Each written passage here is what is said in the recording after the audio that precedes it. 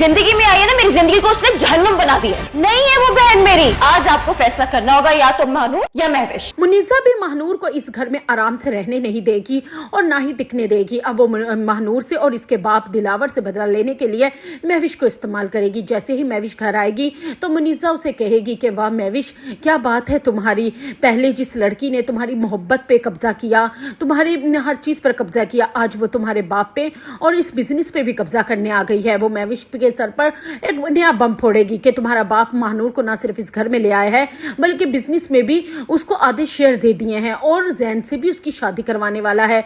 ये बात सुनते ही महविश के तो तन बदन में आग लग जाएगी और वो जाकर अपने बाप के सामने खड़ी हो जाएगी और उसे कहेगी कि आपको क्या हो गया है, अब आपको कभी मेरी परवाह थी भी कि नहीं, क्यों आप उसको इस घर में लेकर आए हैं। तो दिलावर अपनी बेटी महविश से कहेगा कि बेटा वो तुम्हारी बहन है, तुम सारी हकीकत से वाकिफ तो हो चुकी हो। लेकिन महविश कहेगी कि नहीं है वो मेरी बहन, जब से मेरी जिंदगी में आई है मेरी जिंदगी जहन्नम बना दी है, हर चीज उसने मुझसे छीन ली है।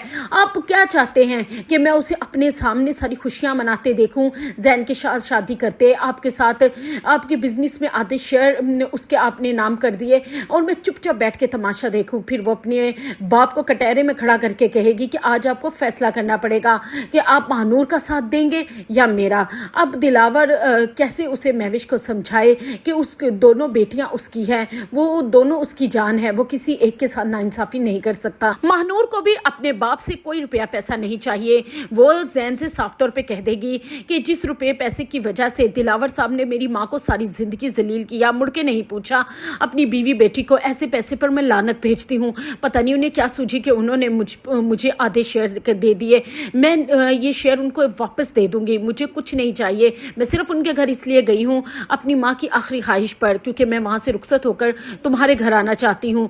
जैन भी महानूर का साथ देगा कि वो हर हाल में उसके साथ है, जो भी वो फैसला करे।